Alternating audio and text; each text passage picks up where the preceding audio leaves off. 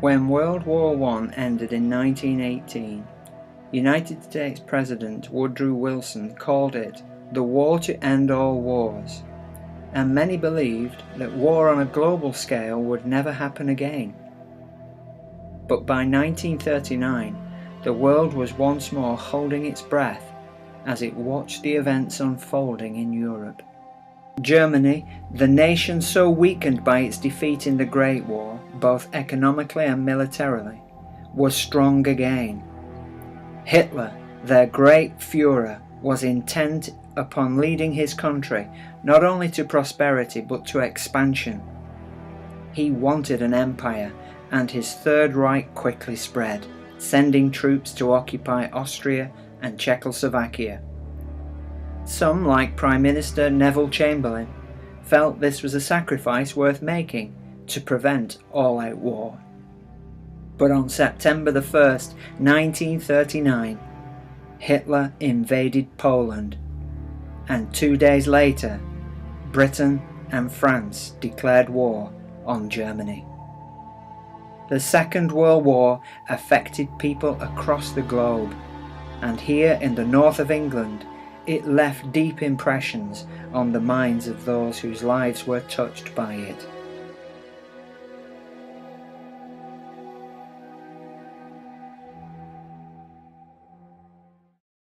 But as boys, I'm not saying we liked it, but it didn't bother us too much. I don't think we really realised what was at stake, really.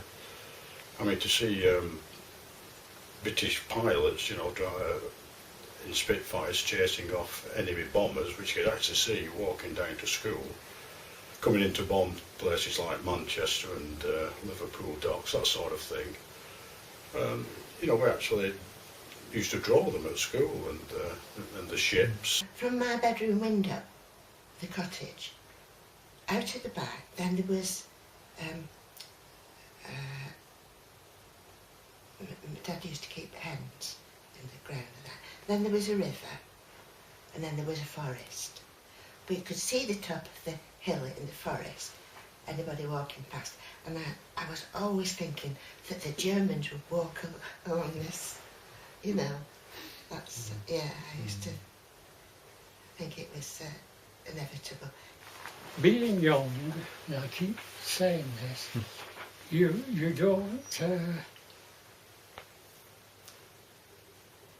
don't see the dangers that we would see now. And these things were just taken as they came. They were the war, the part of the war, when we were fighting the enemy. So it didn't surprise us at all, The enemy we were fighting began to attack any ships bringing supplies into the United Kingdom.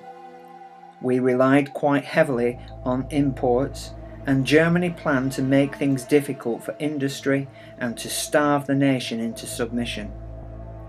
To deal with resulting shortages, a system of rationing was introduced.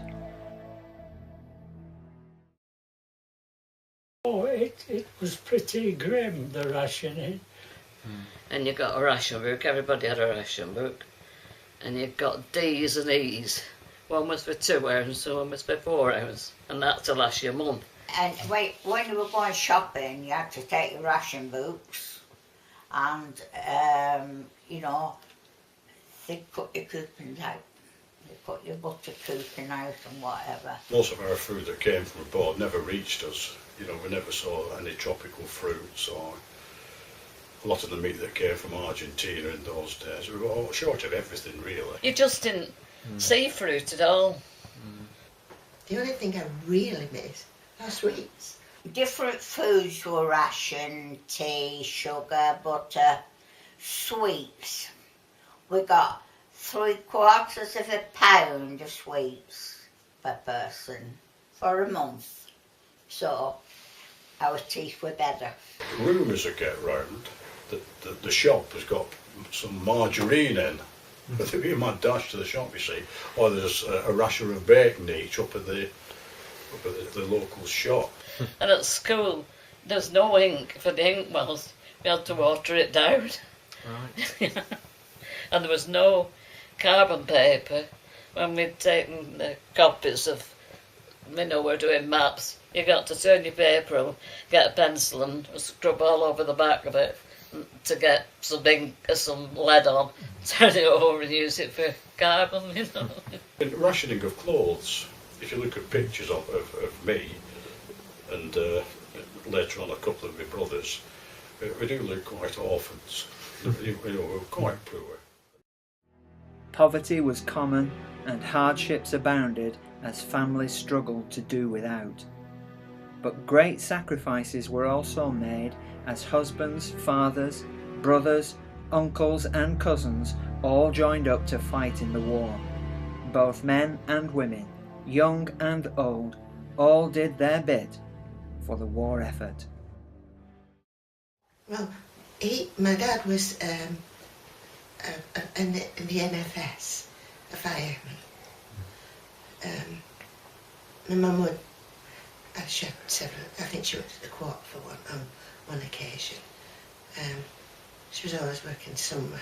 In my case, my father went to the Western Desert. He was in the Desert Rats. And he obviously was fighting against people like Rommel, who was we're told it was quite an invincible general, you know. My dad, he was in AFS, that's Auxiliary Fire Service, but this was a full-time thing. And he worked on, he went to docks at Liverpool. I had an uncle who was a sergeant in the army.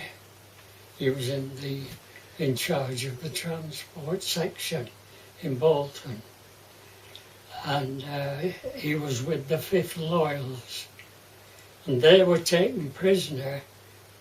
They were in Hong Kong at the time, and they were taken prisoners by the Japanese. So he was a Japanese prisoner. He was badly treated, like a lot of them. But he came home, and before he went in the army, he had his own business of furniture removals or something. So when he came back, he took it up again. My cousin's husband, he was in the 8th Army with Rommel, and I had 2 cousins from Bolton, and they were in the army, and they were abroad a lot, you know. What I did do, I joined the Home Guard. You know, the thing they joke about today, but it was a necessary thing then. And I witnessed the Blitz on Manchester whilst I was in. Oh, God. We were knitting gloves and balaclavas for the Comforts Fund. That was for troops on the front line, you know. 2 of us went together, we were pals, and we went together to volunteer.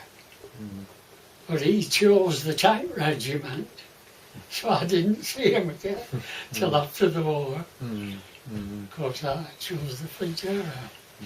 I was in an occupation that didn't demand that you volunteer. I was a cinema projectionist. I first did a training course on the job that I was assigned for. That was air mechanic airframes, what they call a rigger.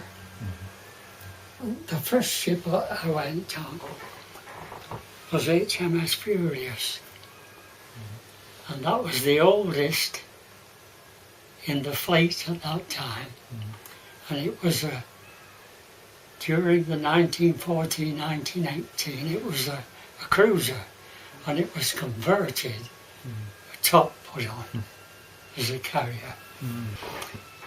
Then I went on to the the Indefatigable, which was the biggest in the fleet at that time.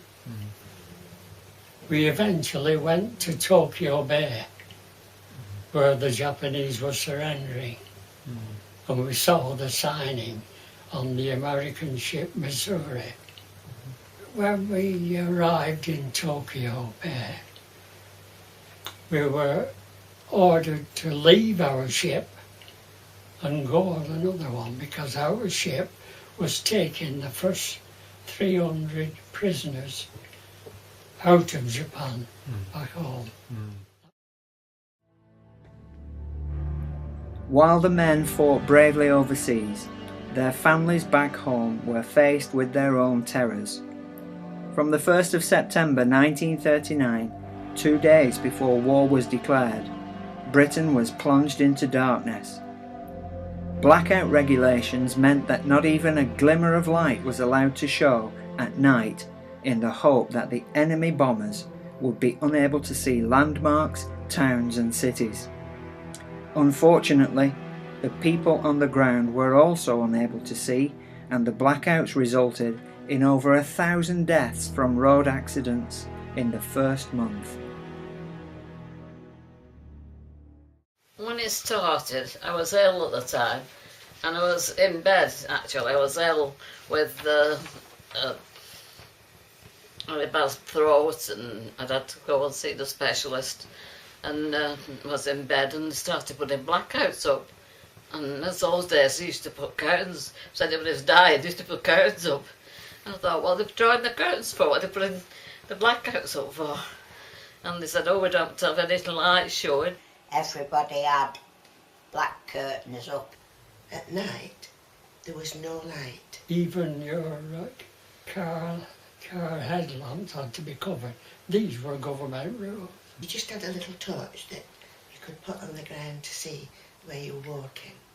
But perhaps the most alarming person in the war was the air raid warden, and he'd come round again on a bicycle, and if there's one little spot of light coming through your window, he'd knock on your window. Put that light out. And on the third attempt you could be fined, because even an aircraft could see light. So you black curtains, and all your windows were, you put sort of tape over them, because if a bomb dropped, instead of all the window coming out, it was held together somewhat, so it couldn't get splintered.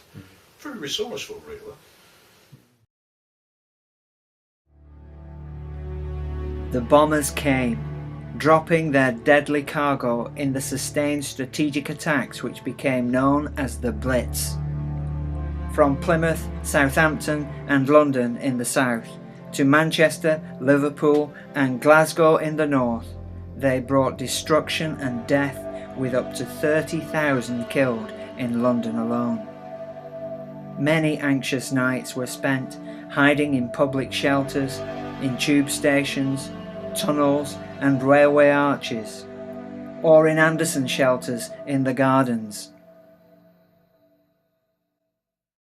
We had a shelter at the bottom of our garden. It was an Anderson shelter. It was made out of corrugated steel, and it was sort of subterranean with sods on the top.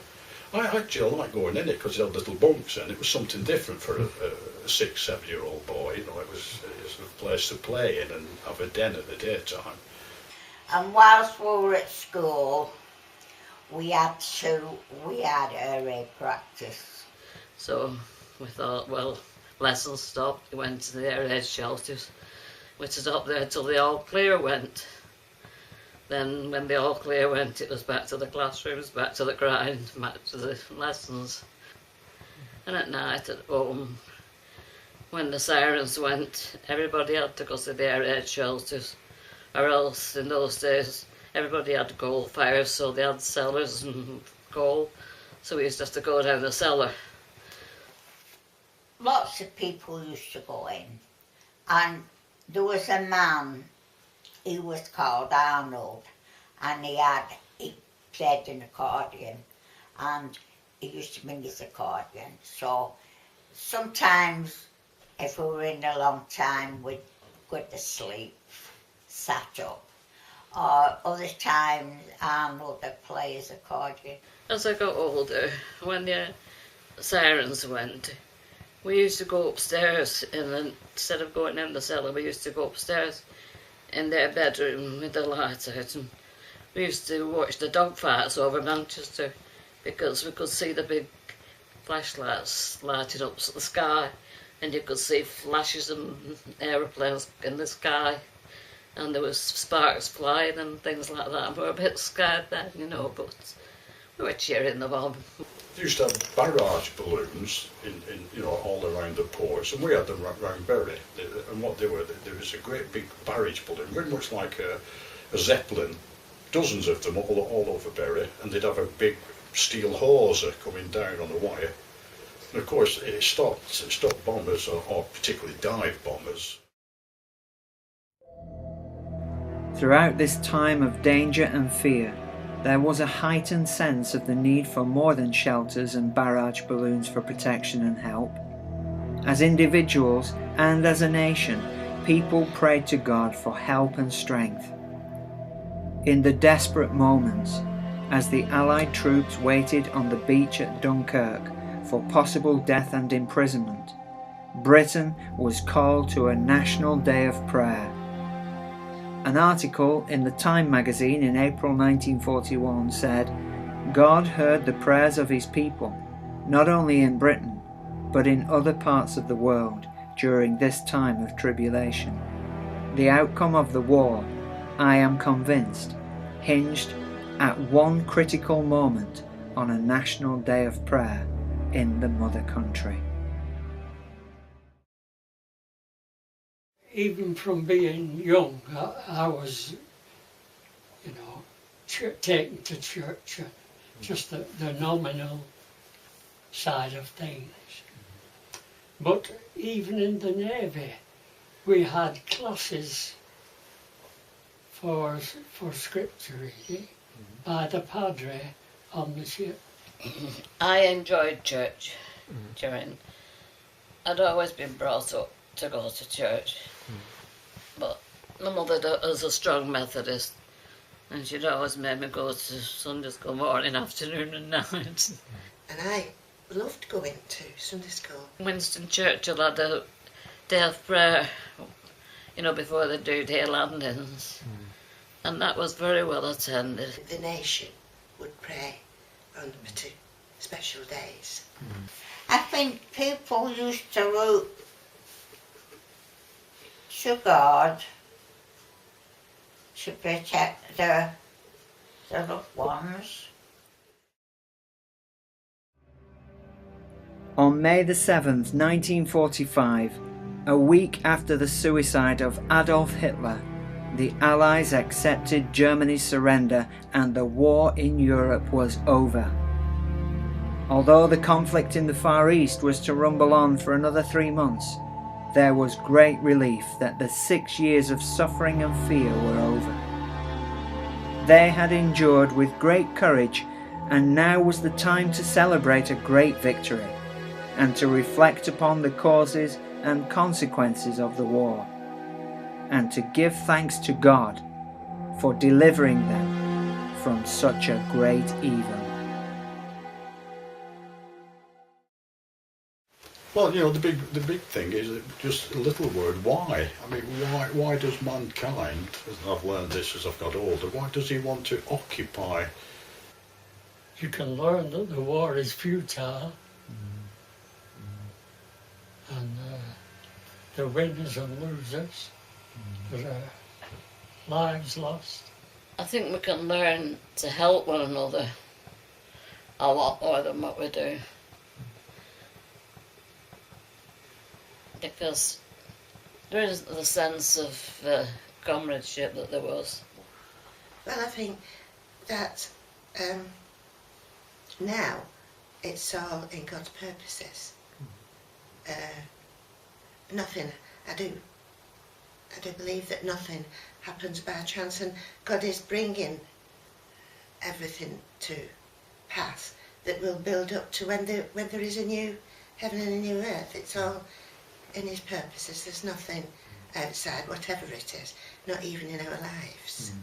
There's one thing that comes through it always, to me anyway, and that is that the Lord is in control.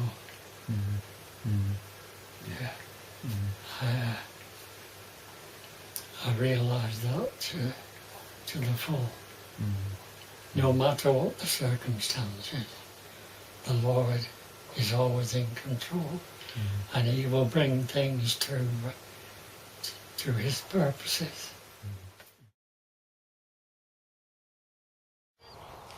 You've just been listening to some of the testimonies of people who actually experienced war. War is a terrible thing, and I think it's particularly terrible for those who have been experiencing it for themselves, those who have family members that have experienced real war. It's a terrifying thing. And one thing that seems very obvious from some of the testimonies we've just listened to is that these things stay in the mind and in the heart. They seem to burn memories into our minds that just don't leave us. War is a terrible thing, and I guess as we think about that, we have to think about, why do we have such thing as wars? Wars are all over the planet and have been going on and on and on throughout the history of mankind. You know, when you boil it right down, the truth is, real war begins in our own hearts. It's the human heart that is the problem. And you know this as well as I know. We all have these tensions within inside us that cause us to think bad things, that cause us to say bad things, and even do bad things that we kind of regret, really. And some of those things we really don't want to share with anybody. But as war has this impact on us as human beings, and we all know we don't really want war. Actually, we want to live at peace. But war has this terrible thing of rising up within us and being very much a part of our lives that we don't want. Why is that? The Bible actually calls it sin. And if you think about the human condition and our sin, we all know that there are things in our lives that we really don't want, things that we regret, things that we wish weren't there. And yet God is holy, He's perfect, and He wants us to live with Him, but because of our sin we can't. But He's done something wonderful, you know. He's actually sent His own Son to become like us. The Bible tells us that He became flesh. He took on humanity, and He lived a perfect life. A life that nobody could point to and say, this was sinful what you did. Christ was perfect, and yet He died horrifically on a cross, innocent. The reason for that is that He took our place. He became sin for us and actually brought peace to mankind. That is a powerful message, and it comes right home to ordinary people like you and me. You need to really think about this, because engaging with Christ and seeking His forgiveness is the most liberating thing. It is the thing that really does bring freedom. To have a free conscience before God, knowing that Christ has actually died to take on your sin. You need to ask Him to forgive you and give you a new heart and actually have peace with Him. You can know that just by asking Him to forgive you, to come into your heart and life, and to give you a new start, a new beginning where you want to live for Him. He can help you do that. Give your heart to Christ and give yourself a new start, a new beginning.